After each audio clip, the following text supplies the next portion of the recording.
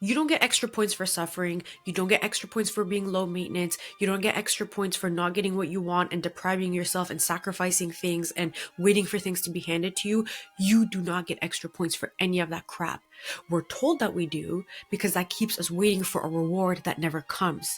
Spoiled women are usually shamed for being spoiled, so they can be pressured into lowering their standards to give an opportunity to people who didn't deserve a chance to begin with. Nice girls and low maintenance girls get whatever they're given, but spoiled girls get whatever they want.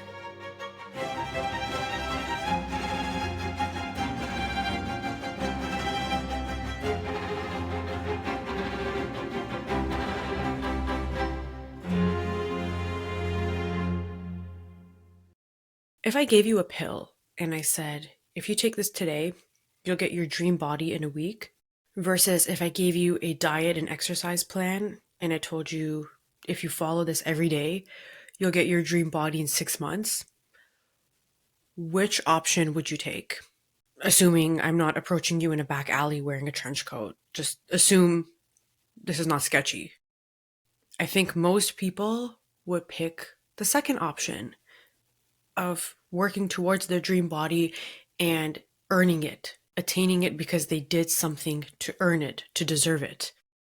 And that same logic applies to being a spoiled woman and why you need to act like a spoiled woman. And that is exactly what we're going to discuss in today's episode. Hello, baddies. Welcome, welcome. Class, gather round.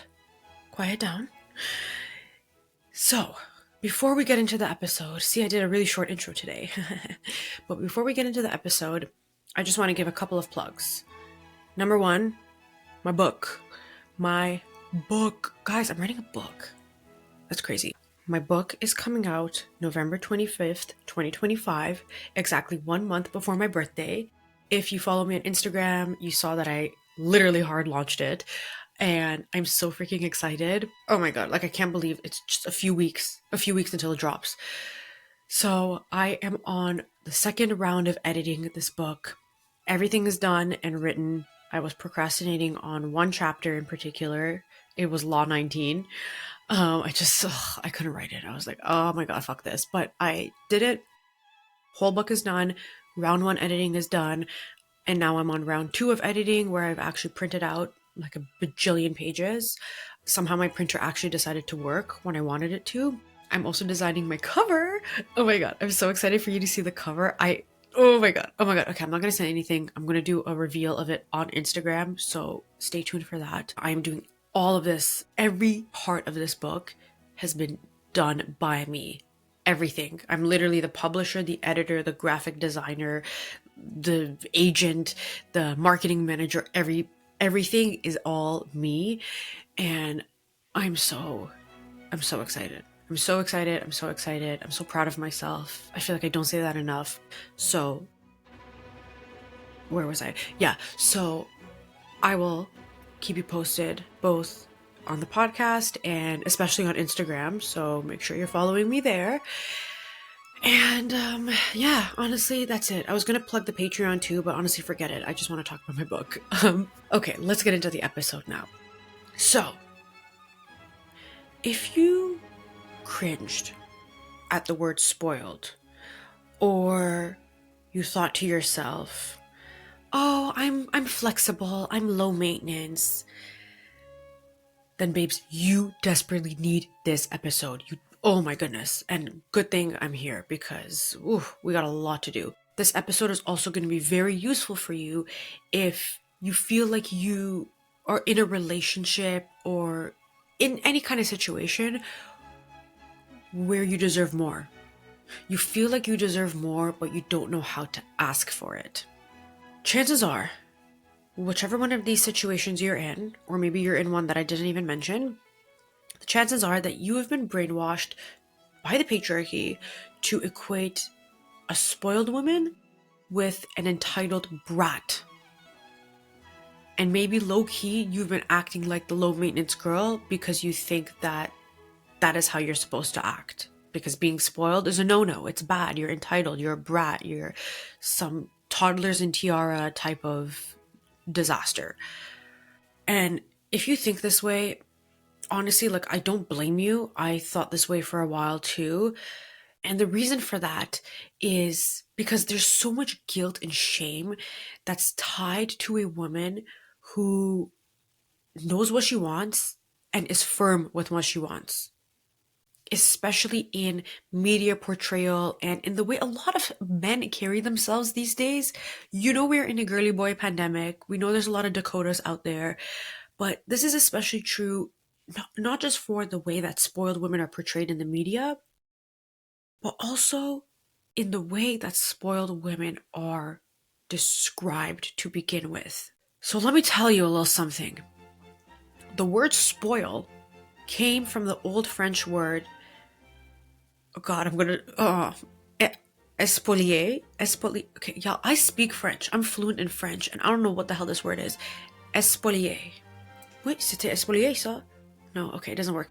Oh my goodness, I'm glitching. Okay, so let's start over. The word spoil comes from the old French word espolier, which means to strip or to plunder. And that word came from the Latin word spoliare, which means to strip someone of their belongings, to despoil. So the word spoil was literally about taking something good and ruining it by excess or by violence. Now, by the Middle Ages, by the 14th and 15th century, the word spoil started to be used in the context of food that has gone bad. And again, the word still meant something that was once good that had now decayed or been ruined. Then if we fast forward to the 18th and 19th centuries, that's when the word spoil started to be used figuratively to describe people, especially children whose good character or behavior had been ruined by overindulgence or having too many privileges.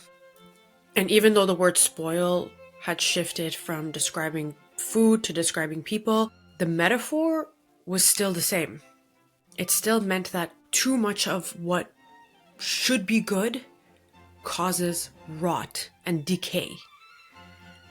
So when we say someone is spoiled, we're literally saying that they've been ruined by excess. Not necessarily physically, but emotionally and morally. Fun fact, while writing my book, I actually switched laws 1 and 2. You know that law 1 is don't be humble, and law 2 is stop being guided by right and wrong. I actually flipped them and made law 1 stop being guided by right and wrong.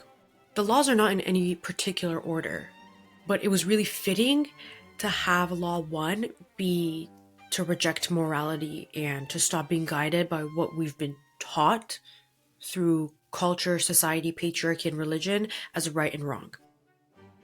So that's a little sneak peek into my book. Now, back to the episode again. So when we call somebody spoiled, whether we intentionally know this or not, we're literally saying that they've been ruined, that they've been ruined. And we might not be consciously aware of it, but when we say food is spoiled or someone is spoiled, we're using that same adjective. And then on top of that, we've been brainwashed to think that a woman who's spoiled is a woman who's ungrateful and entitled and undeserving. In reality, a spoiled woman is just someone who has a high sense of worth, knows what she wants, and doesn't settle. So of course the patriarchy is going to demonize a woman who acts like she's valuable because the system is actually trying to cover up a huge loophole. Before we get to that loophole, let me make a confession. I am spoiled and proud. I am. And it's really funny when someone tries to discredit the things that I say by asking, oh, how's your relationship with your dad? You must be fatherless. You must have had a really bad father. And I'm like, babes, the reason I am so spoiled is literally because my dad made me this way. Simple as that. So, yes, I am spoiled and I have no shame in saying that because to me, a woman who is spoiled is simply a woman who knows what she wants and knows she's deserving of it and won't settle for anything less. And although the media and patriarchy and broke men and pick me women and so many other evil forces in this world want to portray spoiled women as entitled brats who don't deserve anything that they have, you're going to realize that when the revolution comes, the spoiled woman usually has an easier life. You don't get extra points for suffering. You don't get extra points for being low maintenance. You don't get extra points for not getting what you want and depriving yourself and sacrificing things and waiting for things to be handed to you. You do not get extra points for any of that crap. We're told that we do because that keeps us waiting for a reward that never comes. We're told that if we are grateful and we are grateful for crumbs, then one day we're going to be rewarded for our humility and our modesty and our patience. And in the meantime, we have to work and serve other people and perform emotional, maybe physical, maybe sexual labor for other people and make other people grateful of what we provide, which obviously they never will be because most people are fickle and ungrateful. But we're told to do that because it keeps us quietly, patiently waiting for a reward that never materializes. If you even read between the lines, watch a movie with a spoiled character, watch a show with a spoiled character, and you'll see that those characters usually have easier and better lives to begin with. They're not suffering, they're not sacrificing, they're not seeing it as a virtue to be self-sacrificing. Because self-sacrifice isn't a virtue to begin with.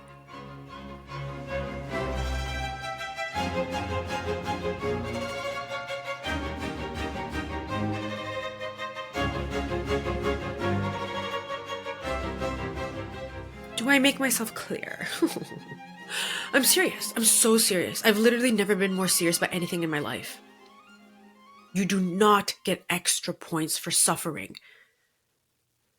And the opposite of a spoiled woman is the low maintenance girl. Oh, I'm low maintenance, I'm flexible, I'm happy with crumbs. No. While the spoiled woman takes the whole loaf and won't accept anything less than that, maybe she even adds butter and jam to the loaf. But she's taking that whole fucking loaf. The low maintenance girl is happy with crumbs and she thinks that she is deserving of those crumbs and nothing more. There is nothing rewarding about being low maintenance.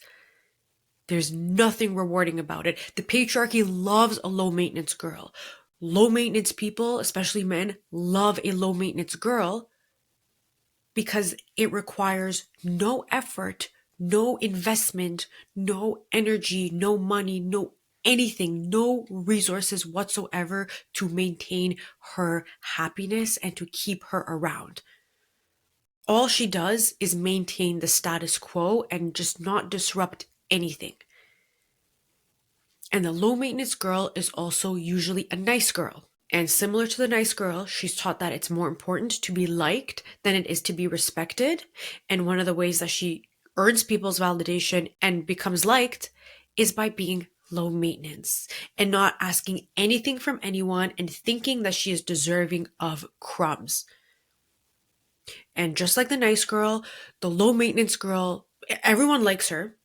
Everyone likes her, but no one respects her. Everyone likes her because they can get their way with her, because she's of service to them, because she's quiet and patient and self-sacrificing, and she basically lives to get validation from other people and makes herself the center of other people's lives, but no one respects her. So if you pride yourself on being low maintenance, you have a lot of unlearning to do, and you have a lot of work to do to decouple being spoiled from being bad. You have to decouple those two things because being spoiled is not bad. I'm not talking about being entitled.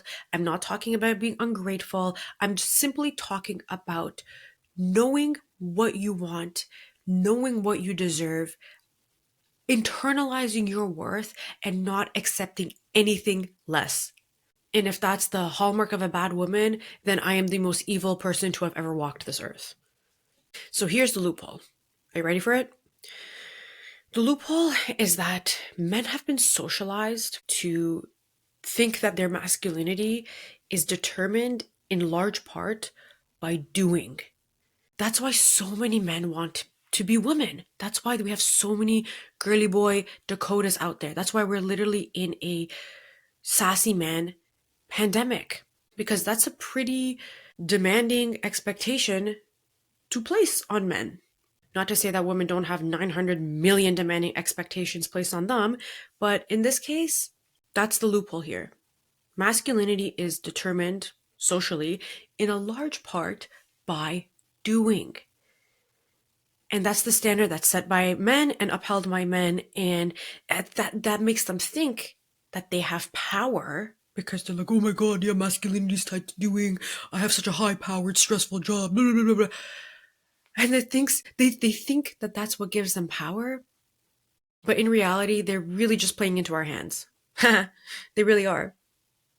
And like I said in whatever episode it was from my October series on the relationship between patriarchy and capitalism, the only way a lot of men can cope with their reality and with the expectations that are placed on them is to take pride in their demanding jobs and in the stressors that they have in their lives, and to think that that is in itself a form of power, when really that's just a response to power. That's not power.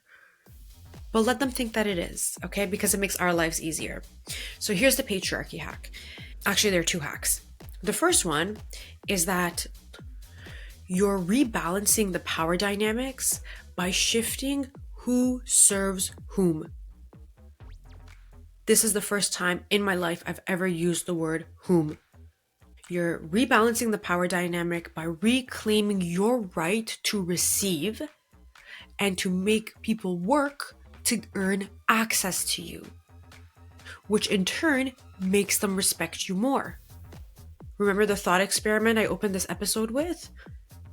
Most people don't want things to be handed to them. They want to feel like they've earned something. And that doesn't just apply to tangible things or to physical objects or to intangible things like a salary or a job. That applies to relationships as well. Why do you think I'm always talking about making people earn access to you and not treating your presence like it's a given? Because people respect what they've worked for more than what's been handed to them. And that's also why so many people are envious of others who've inherited things like wealth or natural beauty or things that they think they are not deserving of. Because most people resent the fact that there are people out there who didn't have to work for what they have. And if you need a little refresher on being a receiver and using that in a way to hack the patriarchy, my law 11, I'm starting to forget them again, but law 11, is it 11 or 12? My law on being a receiver, go listen to that.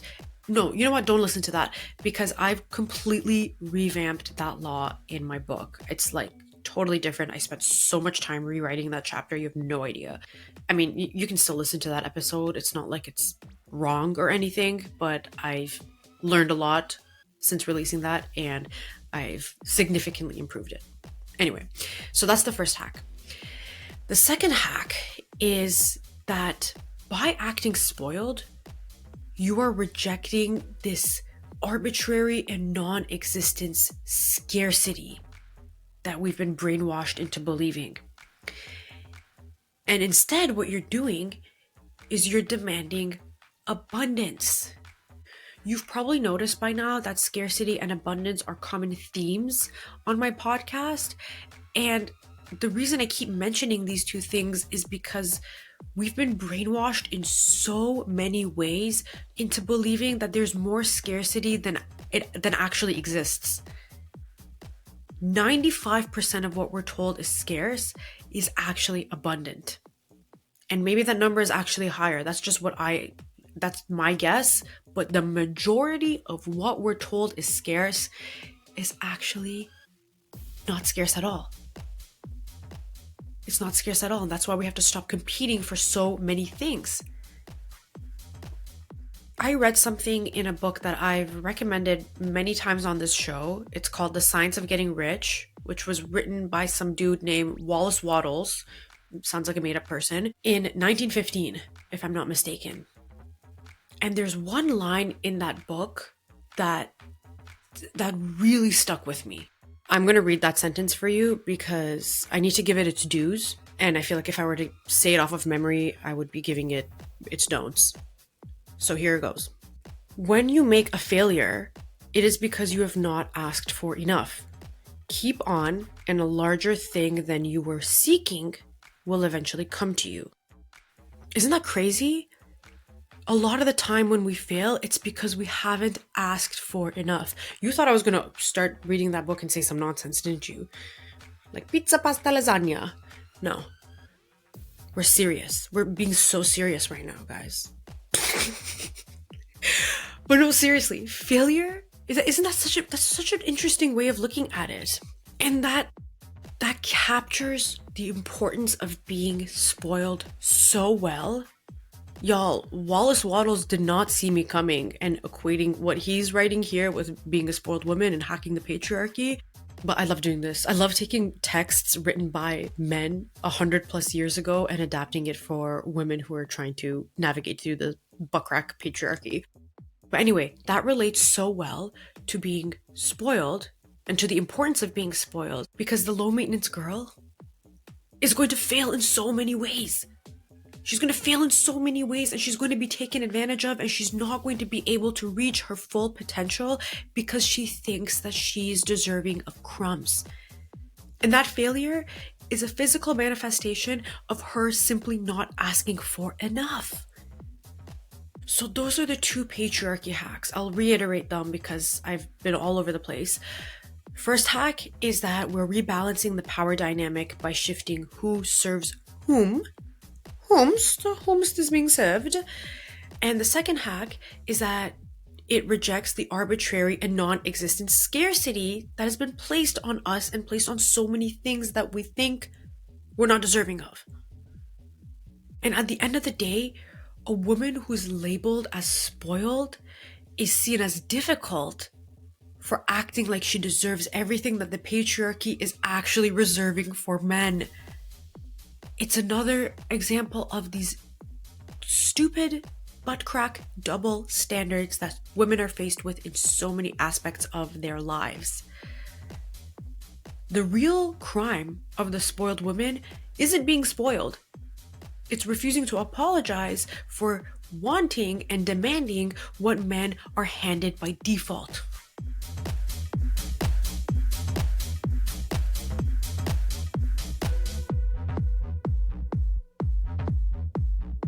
Beef jerky time. Wow, our example today has come a little bit later, but we had a lot to cover. So, the example I want to use today is one of my favorite characters from one of my favorite movies of all time, Sharpay Evans from High School Musical. Well, High School Musical 2 is my favorite. Hey everyone, it's Editing Neeki. I feel like we haven't seen each other in a while. How are you? How is your commute going? How's your walk going? Or are you working? Are you trying to work? Make sure you look really busy. Make sure you're walking really fast around the office and you have a bunch of papers scattered all over your desk. Make it look like you're really busy, okay? Listen, when I was editing this part of the episode, I realized, oh my God, I would not stop talking. Like, I went on for 20 minutes about Sharpay.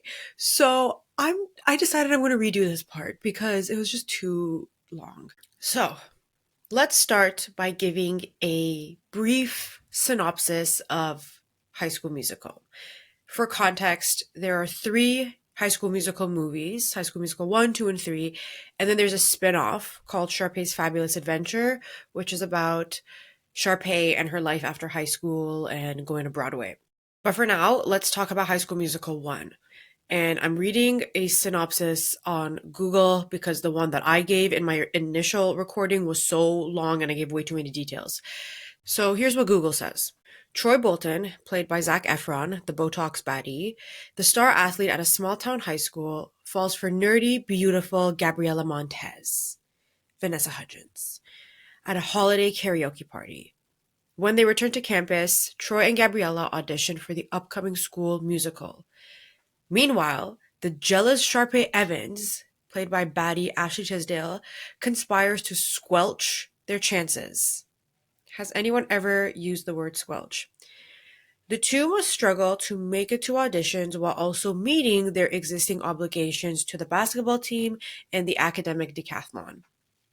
So that's basically, in short, what happens in High School Musical 1.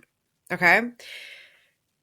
Sharpay, Sharpay Evans, my queen, as this biased, stupid description implies, is portrayed as the antagonist of the movie in a way. And she's your typical wealthy, spoiled, pretty blonde girl. You've seen this archetype in so many different movies.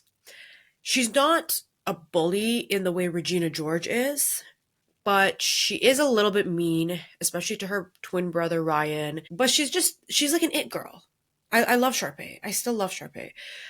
And when you rewatch this movie as an adult, you realize so many things. Like, I don't even understand how this is a kids movie, because this is like High School Musical is an adult movie, just like Shrek. These are adult movies, and when you watch them as an adult, you uncover so many different themes. Like, it would be an English teacher's dream. Oh, this is an allegory for the patriarchy. Oh my god. Okay, shout out to my high school English teacher, Miss Fong, who was actually not that nice to me. So you know what? I retract that shout out. Anyway, back to Sharpay. As the description says, Sharpay tries to squelch Troy and Gabriella's efforts of auditioning for the school musical. The reason behind this is that her and her brother Ryan are the ones who get cast as the leads for the school musical every year. Not because they're Nepo hires, but because they actually work really hard. They prepare really great performances. They spend a lot of time rehearsing. They take their craft very seriously, and they work really hard. So they're literally the best suited candidates for the school musical. Troy and Gabriella literally half-ass everything to do with the school musical, because Troy's the basketball star, so he's dedicated to basketball. Gabriella is the academic, and she's dedicated to the scientific decathlon or whatever her stupid club is. Actually, that sounds really cool. I probably would have joined that in high school. But anyway, they're late to their auditions. They don't rehearse. They actually don't. They're not good performers. They're not suited for the school musicale. But they still end up getting the leads, even though neither of them deserved it. And that's what pisses me off the most, is like, this movie shows that the world is not a meritocracy. It's such a good metaphor for real life, because it shows how spoiled women are usually shamed for being spoiled, so they can be pressured into lowering their standards to give an opportunity to people who didn't deserve a chance to begin with. And that's why the movie tries to shame Sharpay, because objectively, she's the one who deserves to be cast as the lead for the school musicale. Gabriella doesn't put any work into preparing for that role. She doesn't even put in half the effort that Sharpay does, but she still gets cast as the lead because she's the typical nice girl. She's the typical low maintenance nice girl that the patriarchy loves. Gabriella's intention of auditioning for the school musical is treated as pure and not tainted like the way Sharpay's is. And what's Sharpay's intention tainted by? Her ambition. Because the movie shows how female ambition is often punished. And the movie justifies Sharpay not being cast as the lead. It justifies that loss through morality. Oh, because she's spoiled and selfish, she wanted too much, she deserves to lose that role because her ambition is tainted. Her intentions are tainted. I'm getting heated. I'm actually getting really annoyed. Ashley Tisdale, the actress who played Sharpay, tweeted a few years ago that Sharpay was chasing her dream while Troy and Gabriella were just chasing each other. And that is so true because Sharpay's success is tied to her ambition. In the first movie, she loses. In the second movie, she has some character growth and she still kind of loses, but you see her in a different light because she actually acts selflessly at the end of the movie. For context, she really wanted to win the Star Dazzle Award at her family's country club's talent show, and she gets it, but she gives it to her brother Ryan.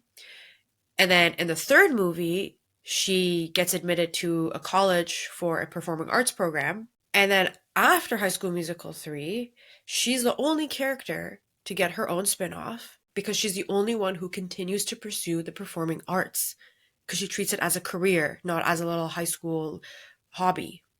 So Sharpay's long-term success is tied to her being spoiled and ambitious, while Gabriella's short-term success of just being cast in the school musical, who cares, it's freaking high school, her short-term success is tied to her relatability and her niceness and her ability to just not be offensive, to uphold the status quo and to have her identity be tied to a boy, to Troy.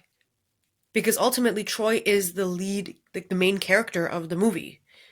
And so she's rewarded, she gets short-term rewards for being good, for being pure, for being modest, for being self-sacrificing, for being emotionally supportive.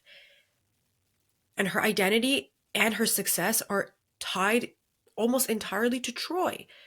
In the first movie, he gives her this fuck-ass necklace with the letter T on it, and she wears that necklace throughout all 3 movies, like a leash.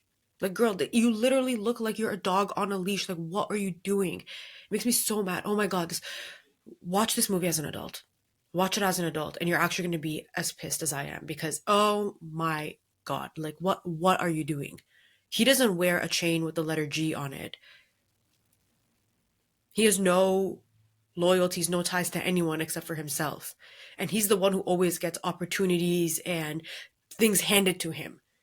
If any of you are a high school English teacher listening to this, I feel like this would be the perfect movie to show your class and get them to write essays and a bunch of like exercises on it because there's so much to unpack in just in High School Musical 1 alone, let alone High School Musical 2 and 3. Oh my God. Okay. I don't want to make this long, like my initial recording, but I'm going to tell you this.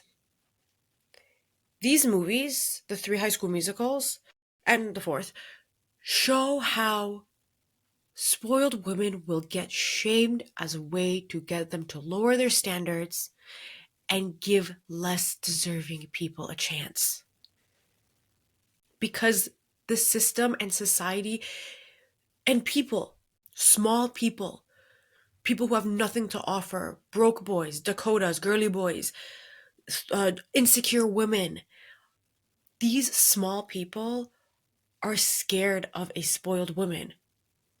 They're scared of a spoiled woman, and so they try to humble and shame her so that she can eventually become small like them and they can fit within her world. And something I thought of today, which I'm so glad I'm re-recording this because I get to mention this.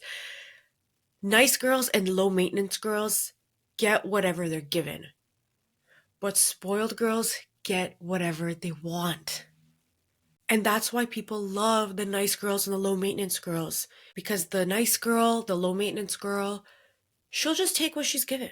She doesn't think she deserves much more than that. And usually people are going to give you crumbs because that's what requires the least amount of effort from them. And a low maintenance girl or a nice girl is going to be happy with that. It's the spoiled girls who demand the whole loaf of bread. And they want butter and jam, and they want the bread to be sliced up and toasted and nice and crunchy. Like, they're the ones who come with all the demands and all the things that they will not settle for because they know that that's what they want and that's what they deserve. So nice and low maintenance girls get whatever they're given, and spoiled girls get whatever they want. And every baddie I know hates Gabriella and loves Sharpay, including yours truly. Whew, okay. Let's take a break. Let's hear from whoever's paying my bills this week. Skip through those ads and I'll see you back here in a second.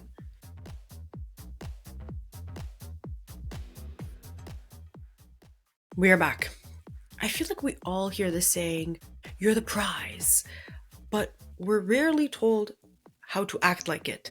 Like I said earlier, people value something more when they feel like they've worked for it and they've earned it. And this includes your attention and access to your energy. Going back to that thought experiment I opened the episode with, most people want something that they feel like they've earned and they've worked towards. And part of that is determined by the way we're conditioned to think through economic logic. If you listened to my series in October on capitalism and patriarchy's toxic relationship, you're probably familiar with this term. Economic logic is the way we've been conditioned to think by seeing everything through the lens of capital. And that's why there are so many negative connotations placed on women who are quote unquote easy, because they're perceived to have lower value because they don't make anybody work for access. So how spoiled you are or act like you are tells people what they can and can't get away with. Remember that no one is going to treat you better than you treat yourself. And if you look like somebody who treats herself well and who respects herself and who loves herself and demands the best, not just from herself, but from anyone around her, people will take your lead on that. If you're a low maintenance girl, you probably look like a low maintenance girl. You act like a low maintenance girl. You give off that energy and people will take your lead. Do not expect anybody to treat you better than you treat yourself, and don't expect anybody to give more to you than you give yourself. That's why I'm always talking about you doing things for yourself, you spoiling yourself before expecting that from somebody else. And if you're not spoiled, if you weren't raised to be spoiled, that's totally fine. You need to act like you are spoiled. You need to act like you're spoiled. Like I've said millions of times, appearance matters more than reality. And if we repeat something enough times, we're going to believe it. And so will other people. So you start by spoiling yourself. You start by treating yourself well. You start by giving yourself the things that you think you deserve and that you want, not depriving yourself, not self-sacrificing, and carrying yourself like someone who is spoiled. Don't go around acting like, if somebody does something nice for you, if somebody buys something for you, let's say your partner treats you to a nice dinner or gets you a nice gift, don't act like that's the first time you've ever received that. Because you're telling them, hey, this is the standard that I've had my whole life. I've never received anything nice, and now you're the first person to do that, and I don't know how to act. Not only is that icky, but that sets off a bell in their head thinking, oh, well, if she's never experienced this, then maybe she doesn't need to experience it anymore. So act spoiled. Be very clear with yourself on what you want, whether it's in a relationship, in a job, whatever it is. You have to be goal oriented. You have to identify what your goal is and work backwards from that. And think to yourself, what do I need to do? How do I need to portray myself? What do I need to convey about my relationship with myself and my standards that are going to help me get what I want? Listen, if you need to make up a dad that you had who spoiled you, then do that. Do whatever you need to do. Don't be afraid to bend the truth. Okay, y'all thought this is a moral lesson? No. This is amoral. Create the version of reality that you want. Because at the end of the day, you're not really being dishonest if you're creating the version of reality that you want for yourself. Call it whatever you want. I don't care. Do what you need to do to act spoiled and to convey to other people that that's the standard that you hold yourself to. This goes hand in hand with law number 9, act like a queen to be treated like one. I think if you need a refresher on how to carry yourself in a certain way to command respect, listen to that law. And again, I did update that one too for my book, so stay tuned. Anyway, let's talk about some exceptions before I wrap up. Like I mentioned earlier, being spoiled doesn't mean being entitled. I define being spoiled as somebody who knows what they want, knows what they're deserving of, and won't waver on that standard. But being entitled to me is expecting something from other people that you can't give to yourself, that you should be giving to yourself, but you don't. That's why I say spoil yourself first, treat yourself well, have unconditional self-love before you go out and expect those things from other people. And to be honest, a little bit of entitlement isn't necessarily a bad thing. Believing that you are destined for great things, believing that you're deserving of everything good that the world has to offer, really knowing what you want, even if it's crazy and far-fetched, and wholeheartedly believing that you understand that is so important. And if you have to be a little bit entitled, then so be it. Because I think it's better to be a little bit entitled than it is to settle for mediocrity, to settle for things that are mundane. And that's exactly what we're going to talk about in next week's episode, because there's so many things in this world that we're taught is unrealistic and delusional and that we're undeserving of.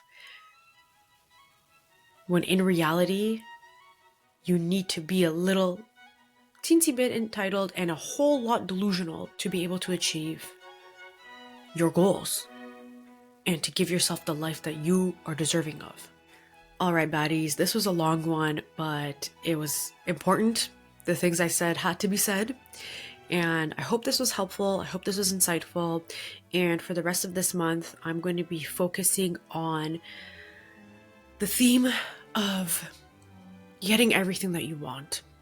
If you're in a rut, if you're at a little bit of a standstill or in a plateau and you just need a little bit of a push, this month's episodes are going to help you so much in achieving that.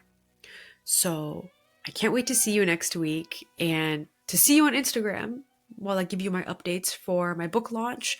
Thank you so much for tuning in. And if you like this episode and you like my podcast in general, you're going to love my bonus episodes that I drop on Patreon because they're a little bit more unfiltered, a little bit more controversial and spicy, and it's like my safe space to discuss things that maybe I don't feel too comfortable about discussing on my main feed.